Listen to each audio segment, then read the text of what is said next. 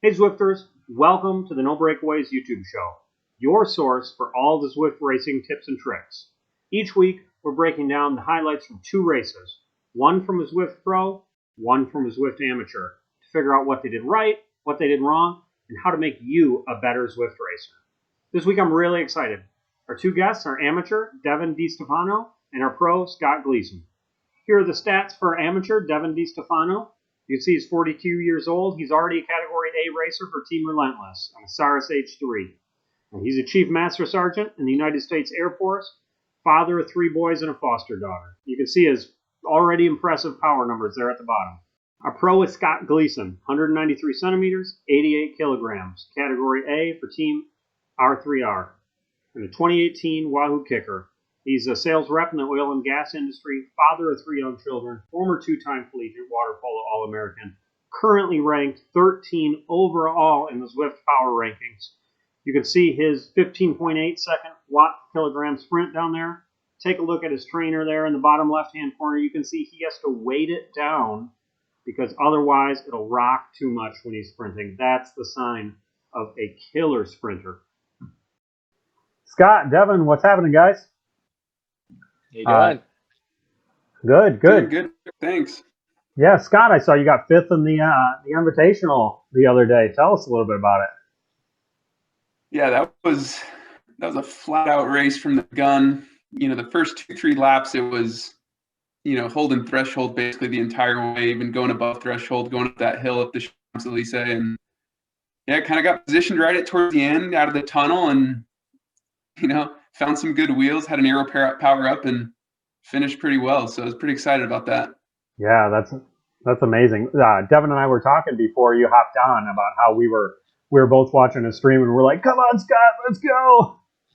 It was amazing. Yeah, it was. The blob was moving so fast that if you hit the front of the race too early, you could be 150 riders back.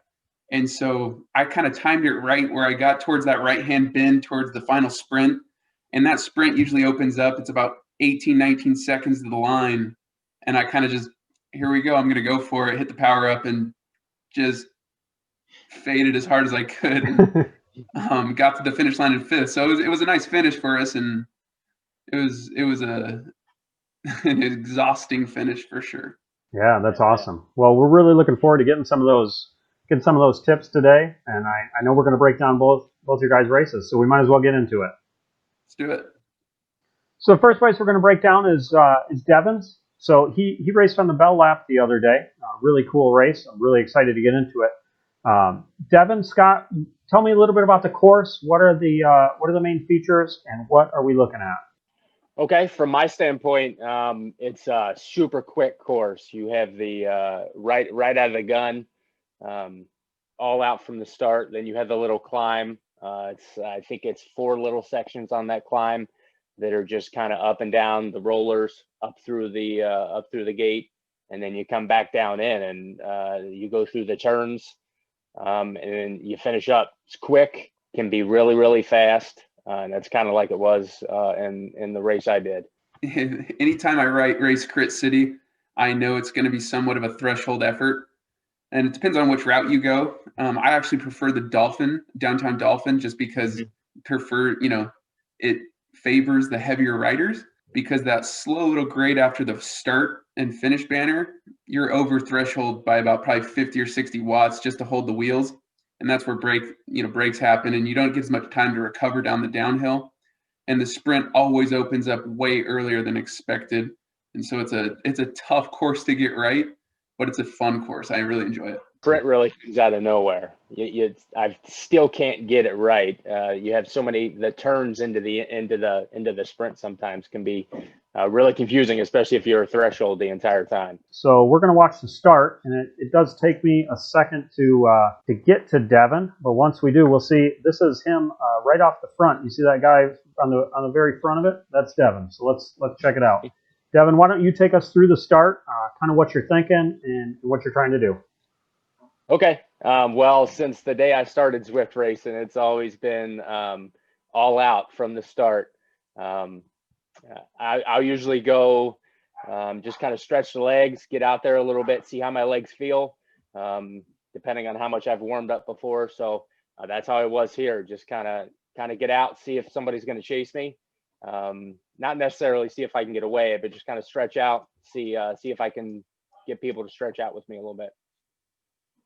And Scott, what do you think about getting out hard like that? Yeah, I'm always in the back at the start. My avatar seems to get off the line really slow. It takes forever to find a good wheel, it seems like.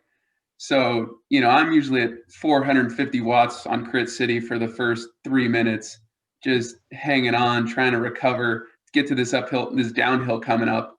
And so it's always a tough start, especially on the bell lap, because your little uphill is tough. Yeah, definitely. I mean, one of the things I always try to do, right or wrong, is conserve as many watts as I possibly can. So I try to get out as easy as I can, but this is a tough start for that. Yeah, definitely. You come out that turn and it's uphill. Like Scott said, usually you got to be at threshold, and then somebody takes off, and you got to chase them. And you want to hold a wheel, because if you don't, coming down that downhill, especially with me, I struggle on downhill because I'm only 6 to 8 kilograms. So that downhill, I can get caught out the back sometimes if I'm not with the group. Yeah, and something else I noticed, if we back up just a bit, is when this group comes back around you, you really have to pick up your wattage to get back in that group. Yep. It's kind of an interesting feature of this course of getting out hard. Yep. It's just because the blob's moving pretty quick. And if you're not paying attention, they can open up a gap real quick. And so whenever a blob's, coming up upon you pretty quick, just accelerate a little bit. It doesn't have to be much, but if you're just do it enough to where, you can slip into the wheels easier, instead of, if a second opens up, it's a lot harder to get back on, and you're, burning matches early. Yeah, and I mean, that seems like something, especially you guys with huge sprints, we got to avoid burning those matches, right? It's something I got to work on, kind of taking it easy a little bit and not burning up so quick.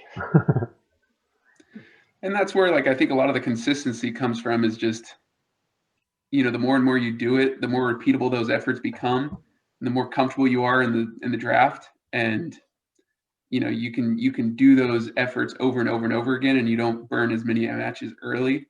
And so it's easier to get to the finish, especially on Crit City.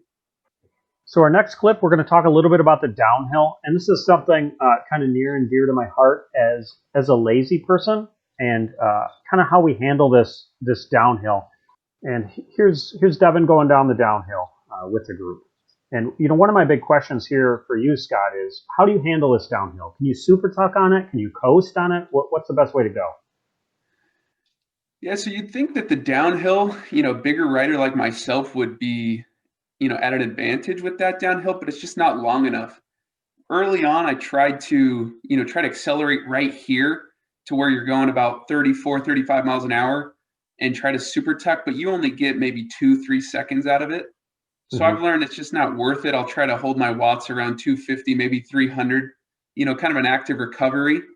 And then, make sure I don't lose any momentum towards the bottom, because you're trying to hold as much momentum as you can, because there's a slight uphill, maybe 1-2% coming up. And if you're off the back a little bit, you're chasing rather than you're just gliding up it. All right, our next is probably one of those segments that everybody thinks about when they think about this course, this long bell lap hill. Devon talked about it a little bit, and so did Scott. It's kind of undulating, and it's one of those things where you're going to have to ride over threshold. But we also want to figure out how to ride this in a way, that we're not using too many watts. Do you guys have any thoughts about this beyond what we talked about earlier? Yeah, I would say just it's all about holding your momentum through that U-turn. So as you come down towards the finish, there's a slight downhill to it. And so you're probably going 50, 52K an hour. And so you hit that roundabout. If you're not ramping speed right there, it could be very easy to get shelled out the back. So it's all about holding your momentum, start building your effort as you're going around that U-turn, and then kind of not accelerate through the field, but don't slow your momentum down in that regard. Through here, I found for me, as I come around, I just, like I said, I try to stay towards the front a little bit so I don't fall off that back, especially through these through the bumps here. I just try to accelerate on the bump, and then when I'm coming down that other slight downhill, just kind of let off ever so slightly. And I just found it works for me on this course. I conserve energy a little bit, and then on that this last little up, I just try to stay towards the front, especially as we make the turn, and there's ever so slight climb up to the gate there. What do you think about how he's riding this here, Scott? I think he's doing it really well. It's amazing to see. He hits it hard. He gets up to like 450 watts and holds it for a good while, and he's moving through the field pretty nicely. And then he can ease off at 250 and just keep his momentum going. It's nice to see, and it's kind of also a bummer because I can't do that. So it seems like he's doing a good job just staying with the pack, not letting any breaks go. Because if any breaks happen in Crit City, it's right here. Whether people are using power-ups or they're just going to hit it at 7 watts a kilo all the way to the banner. That's where it happens. All right, so here's the sprint layout. This is an especially tricky sprint, like Devin was talking about earlier. So, Scott, why don't you tell us a little bit about this sprint, what you're looking for, and what some of those markers are? Yeah, so the sprint really, the positioning for it starts with that downhill. So as long as you're, before the cobbled downhill, if you're going up that ramp section mid-pack, it's really important to stick towards the front of the pack, towards that downhill, because you're going to carry so much momentum. And the second right turn after the downhill, there's a slight uphill. So if you're towards the middle of the pack, you're going to get a kind of a slingshot effect to go towards the front of the pack. And then as you can see where that red arrow is, it starts to go downhill. So you're going to carry your momentum a lot better. And I try to open up my sprint. You see where that little S turn is right after that, second to last left-hand bend, right? Yeah. As it veers to the right before you see the go sign from the start banner. Yeah. I try to just start hammering it as hard as I can right there, because it usually works out to be around 16, 17, maybe 18 seconds from the line. And that's in a major race in a big pack. That's kind of where you need to open up at to kind of have a chance. At least for me, I've seen other riders that open up after that left-hand bend and they come flying by me. But usually in the bigger races with 100 plus A plus racers, that's where it kind of starts. So let's take a look just at a clip of Devon riding on one of the laps and tell us a little bit about these points again, because we're coming up on that left-hand turn into the S. So tell us more about it, Scott. Yeah, so you see how it's kind of like a negative 1% grade coming right here, and then it flattens out, and then it's going to veer to the right, and then usually the people start to go right about here, or at least that's when I try to go.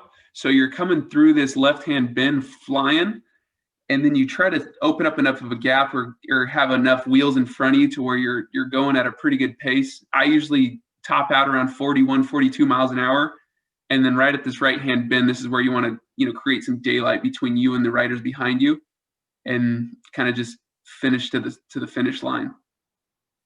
So let's, keeping that in mind, let's take a look at Devon's sprint here. We're going to go around a bunch of the lap. And Devon, this is last lap. Walk us through what's going on.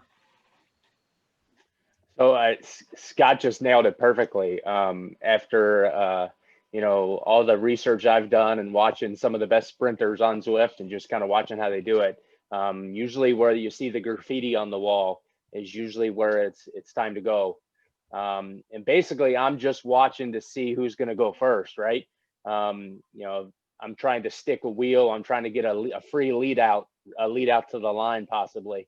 And then once that final turn, I'm just giving it everything I got, and just standing up and mashing as hard as I can to try to cross the line first.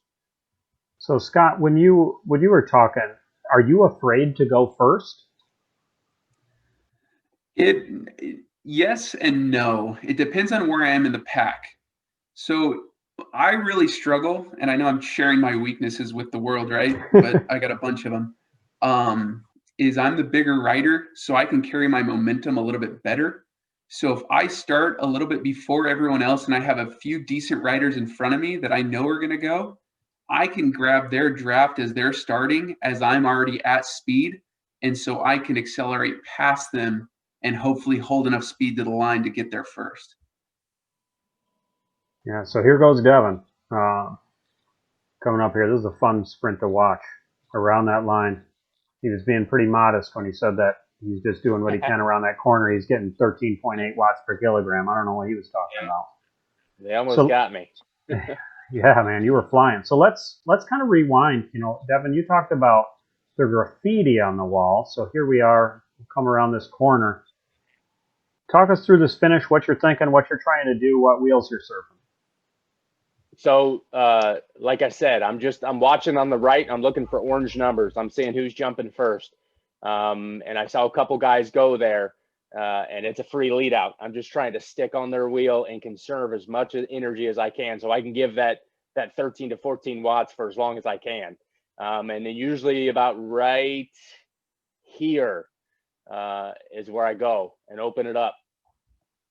And you're just giving everything you got there. Beautiful. Congrats on your win, by the way. Thank you. I don't get many, but thank you. So Scott, did you see anything there kind of going through this where you think, you know, maybe this is an opportunity for Devon to improve? No, I really, watching, Devin does streams. So I watched his stream of this race and I kind of watched the whole thing to kind of just get an idea of who Devin was and what kind of rider he was. 30 seconds before this sprint opens up, there's a huge, 6 riders off the front. And so Devin had to do a big dig just to get the riders back. And so, it's a good on Devin because he wasn't overblown, but the 6 riders in front of him that were hitting it, the lap before, they were probably really gassed. So Devin had some extra matches to burn. And so you can see right here, he finally catches him up and he's in a great position called 5th, 6th wheel. And when he starts hitting it, he's got the momentum versus the other guys that are fading. All right, let's after Devon's race, let's hop into our key takeaways. Our first key takeaway: hold your momentum on the bell lap. And this is something you guys were talking about. Why don't Scott, you tell us a little bit about what you meant here? Yeah, there's so many undulations and there's so many turns. There's so many, the uphills will be a second long and the downhills will be, it's all about just how well you can hold your momentum through those bumps and turns so that you can stay with the pack and conserve as much energy as possible. Because if you're surging up and down, back and forth, you're going to blow yourself before you get to the end of the race, especially on a longer bell lap race of, say, 15 laps, 12 laps. The better you can hold your momentum through all the turns and through all the undulations, the better you're going to turn out at the end. And the second one, power is higher in Crit City.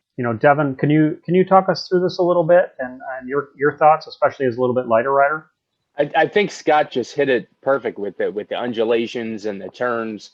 I don't know if the turns have anything to do with it, but for me especially, my highest power numbers always come from either the bell lap or the dolphin. Anywhere on Crit City are my highest numbers.